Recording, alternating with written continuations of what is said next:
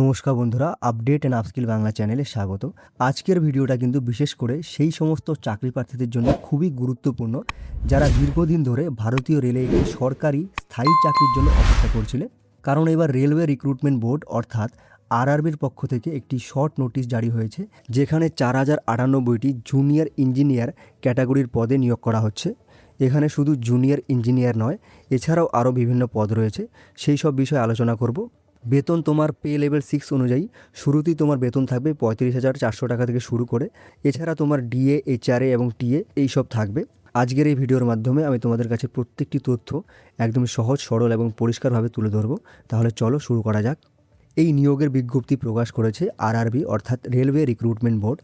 ভারতীয় রেলে যখন বিভিন্ন টেকনিক্যাল পদে নিয়োগ হয় তখন সাধারণত আরআরবি কিন্তু এই প্রক্রিয়া সম্পন্ন করে।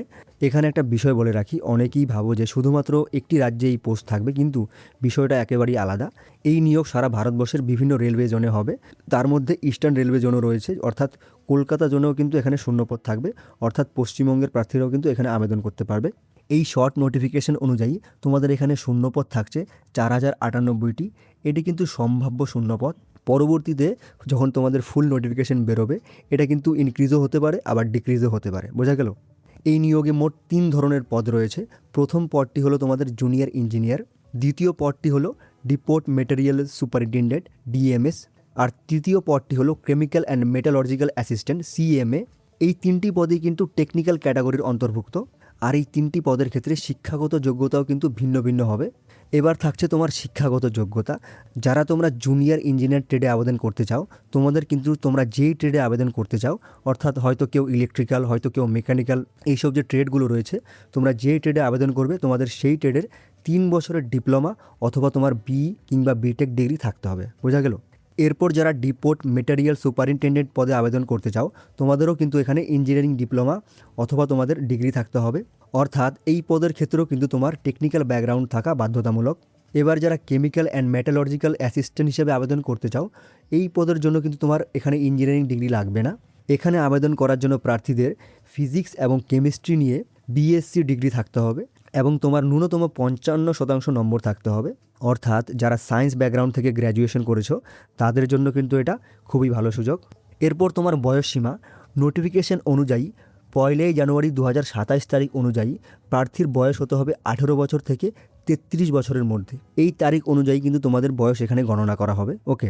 এরপর যারা এসটি, এসসি, ওবিসি অথবা এক্স সার্ভিসম্যান এইসব ক্যাটাগরির অন্তর্ভুক্ত রয়েছে, তোমরা কিন্তু সরকারি নিয়ম অনুযায়ী এখানে ছাড় পাবে।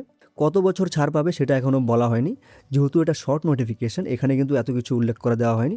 মোটামুটি একটা বেসিক আইডিয়া দেওয়া হয়েছে যে এটা তোমরা পাবে। এবার দেখো তোমরা এখানে কি করে আবেদন করবে।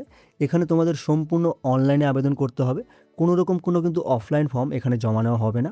আর তোমরা যেই জোনে আবেদন করবে, যেমন তোমরা যারা পশ্চিমবঙ্গ থেকে আবেদন করবে, তোমরা ইস্টার্ন রেলওয়ে জোনে আবেদন করবে, তোমাদের কিন্তু সেই নির্দিষ্ট জোনে গিয়ে আবেদন করতে হবে। বোঝা গেল? এরপর চলে আসছি তোমার বেতন নিয়ে।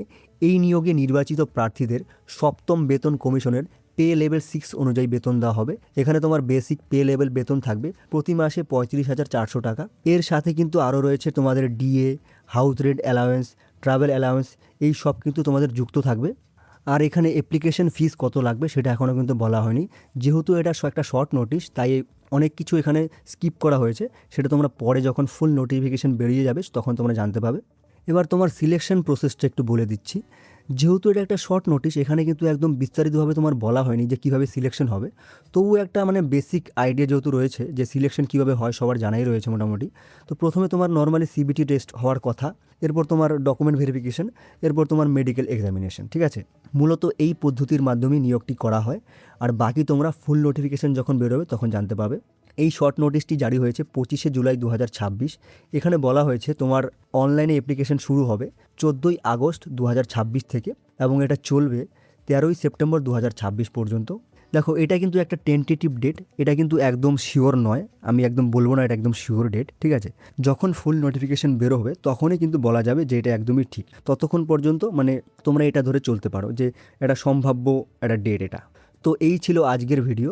যদি তোমরা শর্ট নোটিফিকেশনটি দেখতে চাও, নিচে ডিসক্রিপশনে লিঙ্ক রয়েছে, সেখানে গিয়ে ক্লিক করে দেখতে পারো। ভিডিওটি ভালো লাগলে অবশ্যই একটি লাইক করে দিও আর চ্যানেলটিকে সাবস্ক্রাইব করে বেল আইকনটিকে অল করে রেখো। আবার দেখা হচ্ছে খুব তাড়াতাড়ি।